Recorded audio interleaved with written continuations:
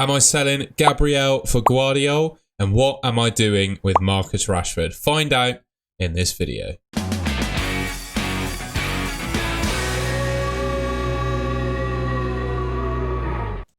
Right then, so we're going to start off by looking at my goalkeeper and defenders.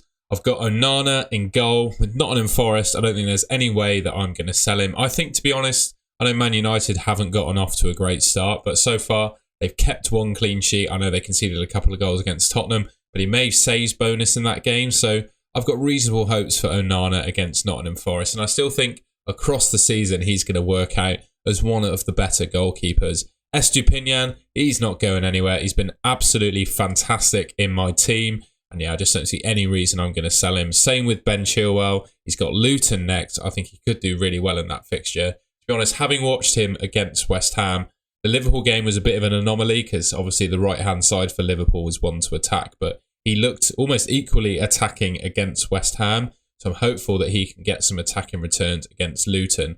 The one player, though, that has been causing me some major issues is Gabriel. Now, I could make a simple sideways move from Gabriel to Guardiola. Quite simply, he's the most expensive defender in history, which is one of the reasons I think he's going to be starting quite regularly for Man City. He's obviously only started the one game in the Premier League so far, but he kept a clean sheet in that one. And I just think he's the only really the best of the Man City defenders at 5 million that I think is going to play regularly. And with the run of fixtures that Man City have got, I just think that the opportunity for clean sheet and some points there is just ridiculous. The one sort of scenario in my head, and I tweeted about it, the worst case scenario, right, is you sell Gabriel for Guardiola.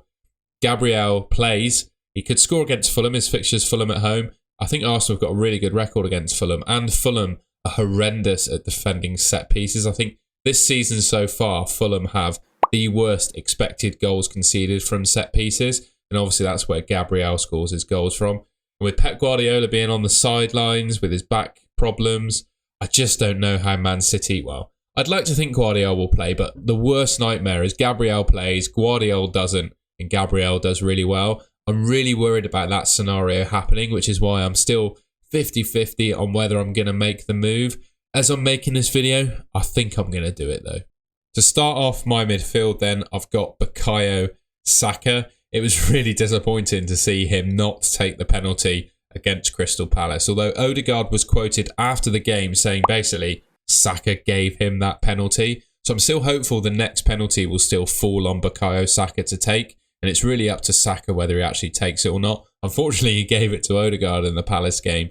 But I'm hoping the next penalty he gets, he takes. I still think at 8.5 million, though, he's cracking value. And regardless of whether he's on pens or not, I just don't think you could ever justify taking Saka out of your team.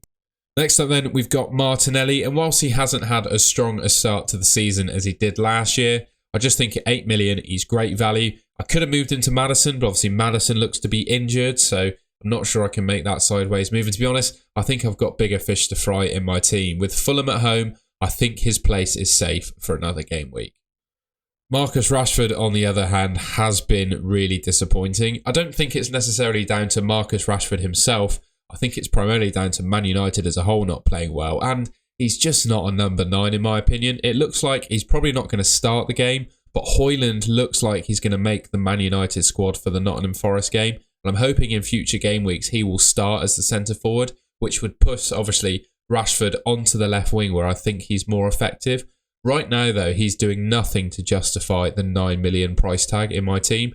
I think it's a hard case to sell him with Nottingham Forest at home up next, but really, if he doesn't perform in that game, he's on the chopping block. And the player I'm going to replace him with, if he is on the chopping block, of course, is Phil Foden. Now, I talked about the Man City fixtures with Guardiola.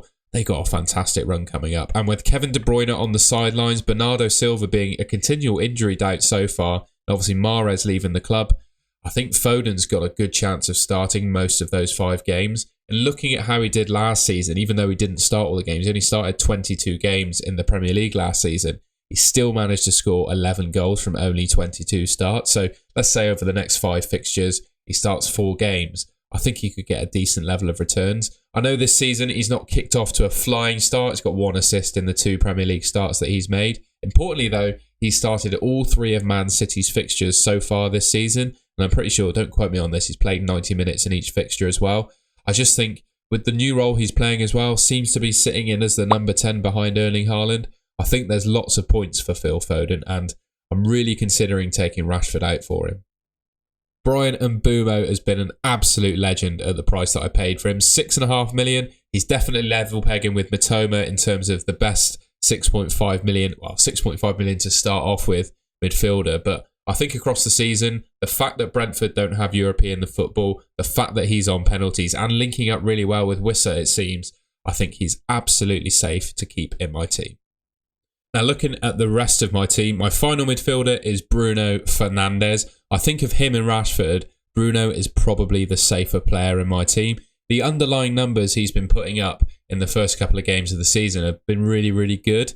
I just think he's been unlucky not to get the returns, basically. And I think, again, Man United are slightly being let down by having Marcus Rashford as the number 9. I just don't think he's an out-and-out striker. And I'm hoping the expected assists that he's been getting this season actually turn out to be proper assists. I also feel, and it's obviously unfortunate for any footballer to be injured, but the injury that Mason Mount has, I think could mean that Bruno Fernandes plays at the number 10, where not only is the most effective for his positions, in my opinion, but also is the most effective for attacking returns. I'm hoping against Forest, if Man United get a penalty, obviously he's going to take that. And Forest being one of the poorer defensive teams in the league, I really do think he can create something in that game.